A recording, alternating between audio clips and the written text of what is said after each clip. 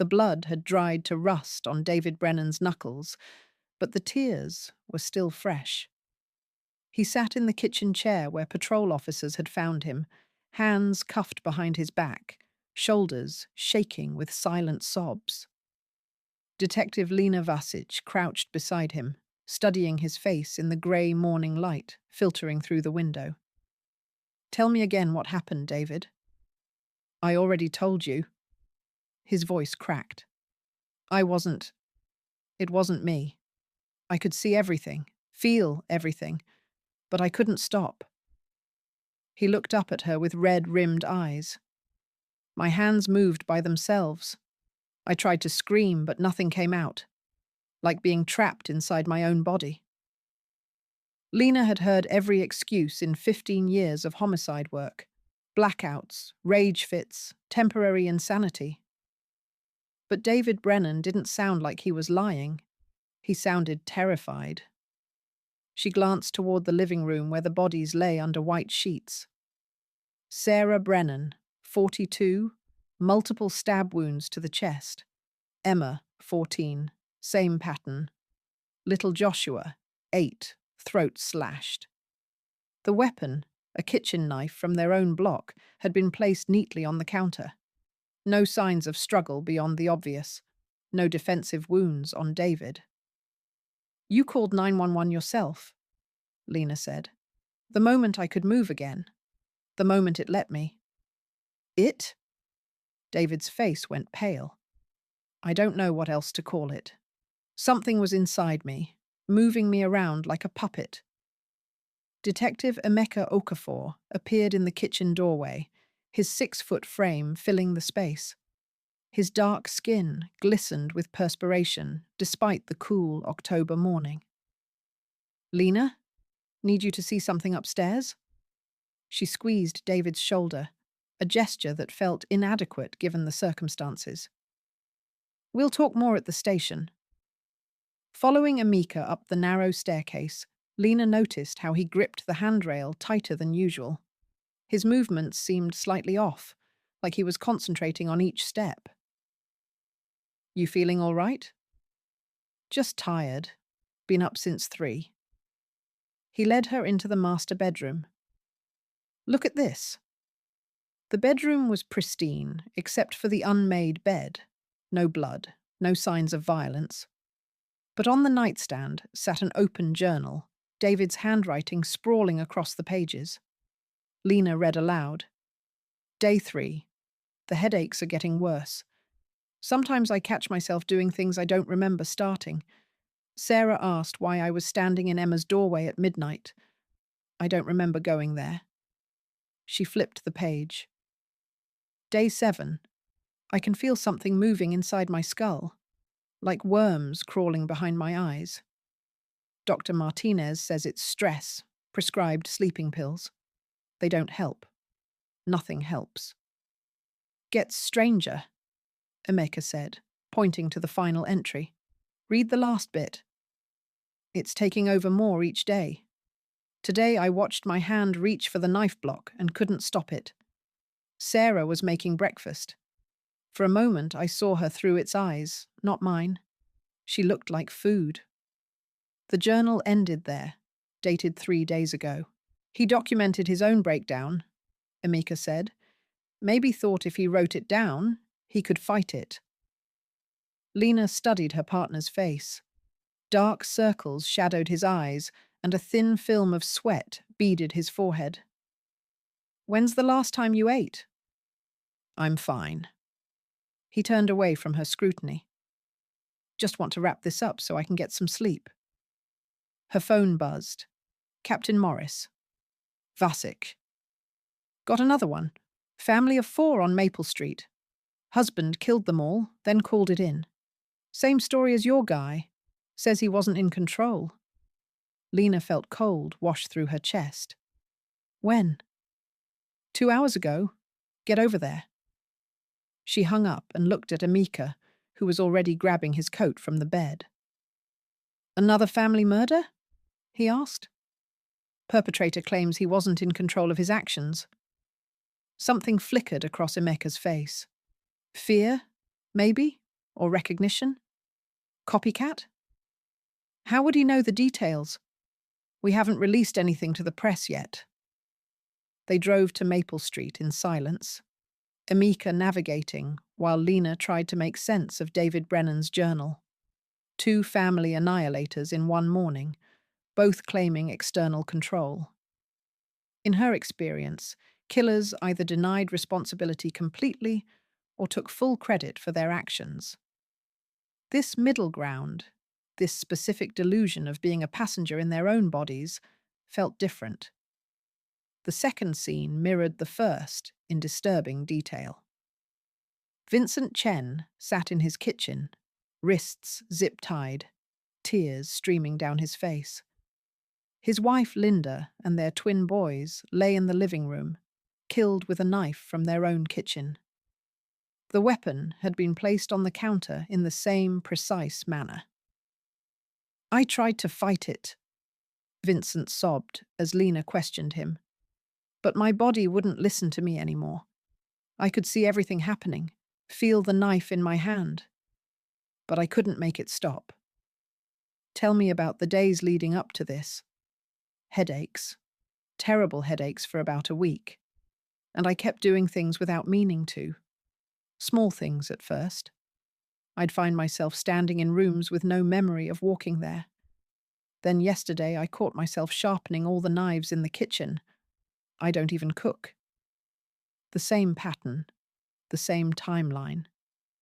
Lena exchanged glances with Emika, who was leaning against the kitchen counter, his face grey and drawn. "You sure you're feeling okay?" she asked him again. "Just need some air." He stepped out onto the back porch. Lena found him there 10 minutes later, bent over the railing, breathing hard. "Emeka." "I'm fine," he said without looking up.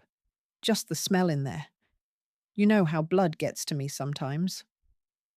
It was true. In their 3 years as partners, Emeka had occasionally needed to step outside at particularly gruesome scenes. But this felt different. The way he held himself, the slight tremor in his hands. "When did you start getting headaches?" she asked quietly. He straightened slowly. "What kind of question is that? The kind partners ask each other." "When?" "Few days ago, maybe a week. It's nothing, Lena." Her phone rang before she could respond. Captain Morris again. "2 more," he said without preamble. "Same pattern. Oak Ridge and Elmwood. I'm calling in additional units. This is either a very organized group or we've got something else entirely on our hands. 4 murders in one morning. All family annihilations. All perpetrators claiming the same impossible story." "Captain, I want to bring in someone from the CDC." "The CDC? Lena, this isn't a disease. 4 people don't spontaneously develop identical delusions. Not this specific. There's a pattern here that feels medical." A long pause. "Fine, but keep it quiet. Last thing we need is panic about some kind of epidemic." She hung up and turned to Emeka. "I need you to be honest with me. Really honest. Have you been having any unusual thoughts? Any moments where you felt like you weren't in control?" His eyes flashed with something that might have been anger. "You think I'm like these killers?" "I think something is happening here that we don't understand. And I'm scared for you." He was quiet for a long moment, studying her face. When he spoke, his voice was softer. "Sometimes I catch myself doing things I don't remember starting. Little things. Yesterday I found myself in the evidence locker and couldn't remember why I'd gone there. This morning I was standing in your office, but I don't remember walking over." The cold in Lena's chest spread to her limbs. "How long?" "Maybe 5 days. I figured I was just distracted." "We need to get you to a doctor." "I'm not going anywhere. We've got 4 crime scenes to process." "Emika." "I'm fine, Lena. I can still do my job." But even as he said it, she noticed how he gripped the porch railing, knuckles white with tension. Her phone buzzed with a text from an unknown number. Dr. Hana Takahashi, CDC. Got your request from Captain Morris. Can meet at your precinct in 2 hours. This is urgent. Dr. Takahashi arrived precisely on time. A woman in her early 40s with silver-streaked black hair and the kind of intense focus that made Lena immediately trust her competence. She spread photographs across the conference room table, images that made Lena's stomach clench. These are MRI scans from similar cases I've been tracking, Dr. Takahashi said. 3 incidents over the past month in neighboring states. Family murders, same pattern, same claims from perpetrators. You're saying this isn't isolated to our city? I'm saying it started elsewhere and it's spreading. She pointed to one of the scans. Look at these dark spots in the brain tissue. They're not tumors or blood clots. They're foreign organisms. Emeka leaned forward, studying the images. Parasites? That's our working theory. Something that infiltrates the nervous system and gradually takes control of motor functions while leaving consciousness intact. The host becomes aware, but unable to control their actions. That's impossible, Lena said. 5 years ago, I would have agreed with you. But we've documented several parasitic species that can influence host behavior. This appears to be something new, something more sophisticated. Dr. Takahashi pulled out another photograph, this one showing what looked like tiny white threads under a microscope. We found these in spinal fluid samples from 2 of the earlier cases. They appear to be neural filaments of some kind. How does it spread? Emeka asked. His voice sounded strained. We're not sure yet. Possibly airborne, though more likely through direct contact with infected individuals.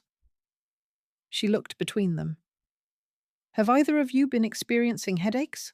Memory lapses? Episodes where you found yourself somewhere without remembering how you got there? Lena's eyes went to Emeka, who had gone very still. I need to run some tests, Dr. Takahashi continued. Blood work, neurological evaluation. Anyone who's been in close contact with the perpetrators is potentially at risk. How long from infection to loss of control? Lena asked. Based on the pattern we've observed, approximately 7 to 10 days. The headaches start around day 3 or 4. Memory lapses by day 5. Complete motor override occurs gradually over the next few days. Emeka stood abruptly. I need some air. He left the room before either woman could respond. Lena watched him through the conference room window as he walked to his desk, movements careful and deliberate. Your partner, Dr. Takahashi said quietly.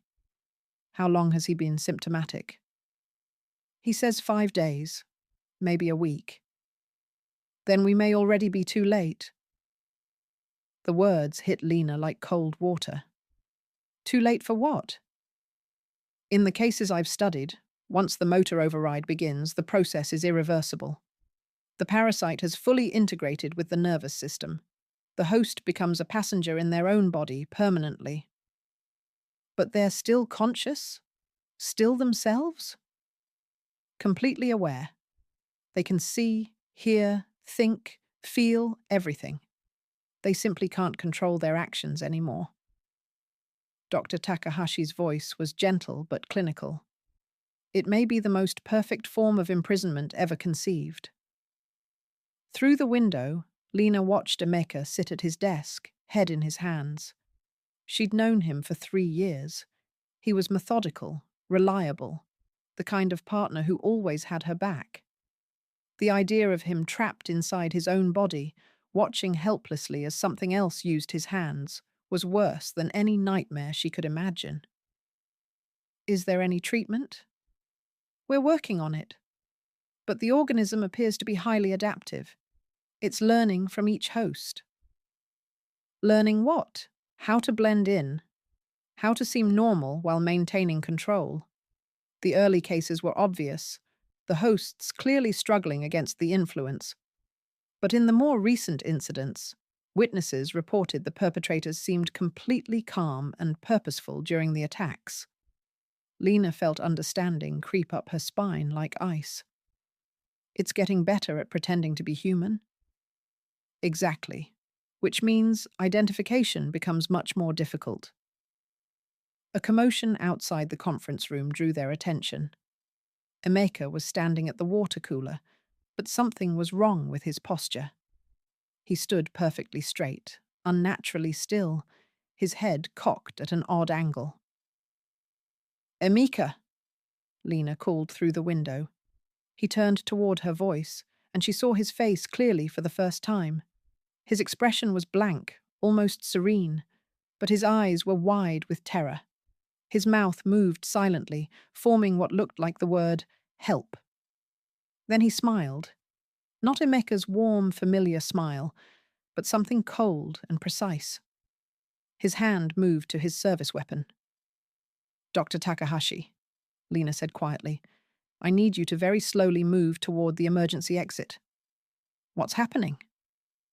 Through the window, Emeka's smile widened. His eyes never lost their look of panic, even as his body moved with fluid, predatory grace. He drew his gun and started walking toward the conference room door. "It's not pretending anymore," Lena whispered. "It knows we know." She drew her own weapon as Emeka reached for the door handle, his face a horrifying mask of artificial calm wrapped around genuine terror. In his eyes, she could see her partner screaming silently, trapped behind glass that would never break. The door opened, and Emeka stepped inside, gun trained on Dr. Takahashi. "Hello, Lena," he said, in a voice that sounded exactly like him, but wrong in every way that mattered. "We need to talk." Behind his pleasant expression, Emeka's eyes begged her to run. Instead, she kept her gun steady and prepared to kill the best partner she'd ever had.